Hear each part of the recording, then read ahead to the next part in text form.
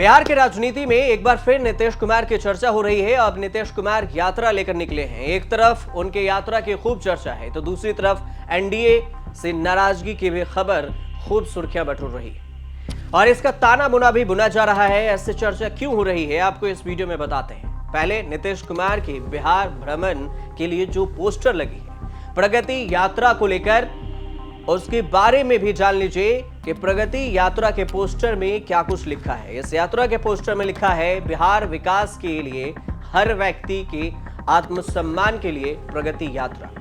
सरकार की नीतियां हैं दमदार, विकास की उड़ान के लिए बिहार है तैयार। ये पोस्टर नीतीश कुमार के हित में लगाया गया है।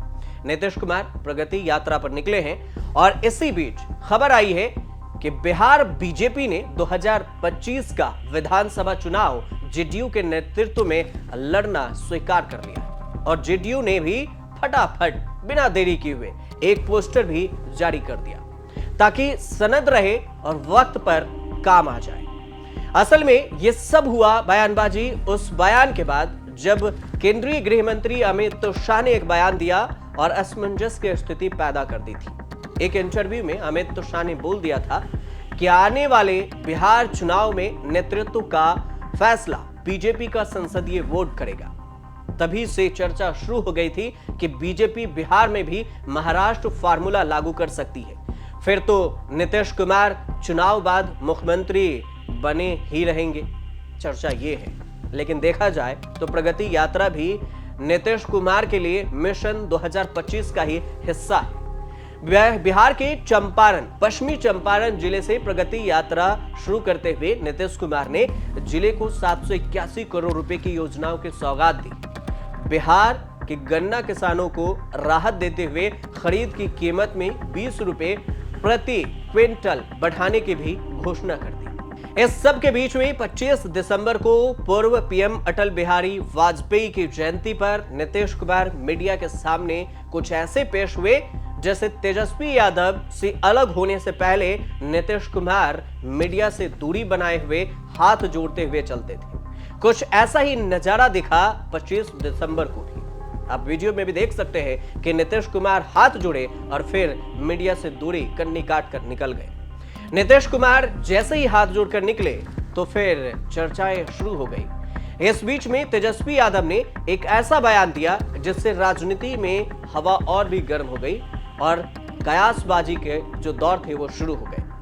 तेजस्वी यादव ने मीडिया से ये कहा कि मेरी बात समझ लीजिए, सीएमओ बीजेपी चला रही है, सरकार पर पूरी तरह बीजेपी का नियंत्रण है।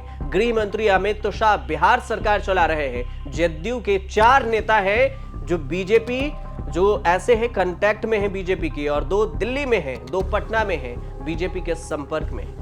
हालांकि नीतीश के कौन 4 नेता करेंगे खेल, इसके बारे में तेजस्वी यादव ने कोई बयान नहीं दिया, न नामों का जिक्र किया। लेकिन अब सवाल उठने लगे कि ये कौन है नीतीश के 4 नेता जो खेल करेंगे। एक और खास बात, अमित शाह का नीतीश के नेतृत्व को लेकर बयान 16 दिसंबर को आया।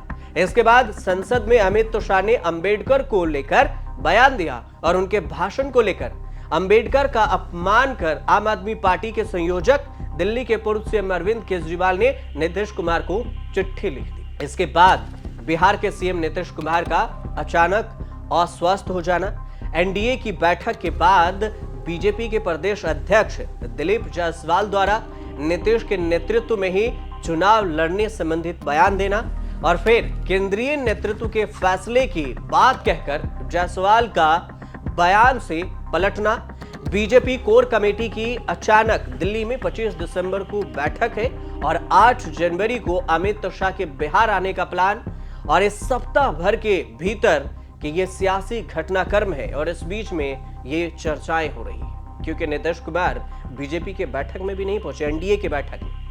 इस सब में सबसे बड़ी बात है नीतीश कुमार की चुप्पी। मानवीय स्वभाव के खतरनाक फलसफा अक्सर संकेत साबित होती है। खासकर नीतीश की खामोशी अब तक ऐसे ही साबित होती रही है।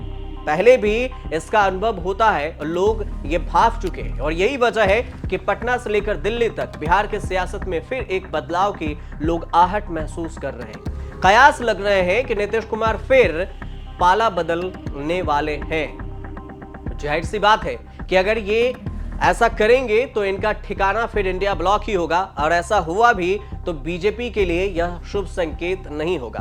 भले ही लोग नीतीश कुमार के एनडीए से अलग होने के कयास लगा रहे हैं और फिर इसके लिए काउंट डाउन शुरू होने के अनुमान लगाए जा रहे हैं, लेकिन इस सब के बीच में नीतीश कुमार का पाला बदलना इतना आसान भी नहीं दिखता है जितना लोग समझ रहे हैं। नीतीश कुमार को यह भी पता है कि बीजेपी उनके सबसे बड़ी सहयोगी है, और नीतीश को यह मालूम है कि बीजेपी को भले उन्होंने समय समय पर गच्चा दिया है, पर बीजेपी ने उन्हें हमेशा अपना मानकर साथ दी। और यहां तक कि 33 विधायक वाली जो जेडीयू की पार्टी है, उसके नेता होने के बावजूद भी बीजेपी ने मान मनव्वल करके उन्हें सीएम की गद्दी सौंप दी और वो सीएम बन गए, और अपनी 74 विधायकों की ताकत को बीजेपी ने तिलांजलि दे दी, और उन्हें बीजेपी जैसा भरोसेमंद साथी मिलना अब अपवाद छोड़कर असंभव अभी फिलहाल दिख रहा है नीतीश के लिए। आगे क्या कुछ होगा ये तो आने वाला वक्त बताएगा। फिलहाल आप देखते रहिए न्यूज़ तक।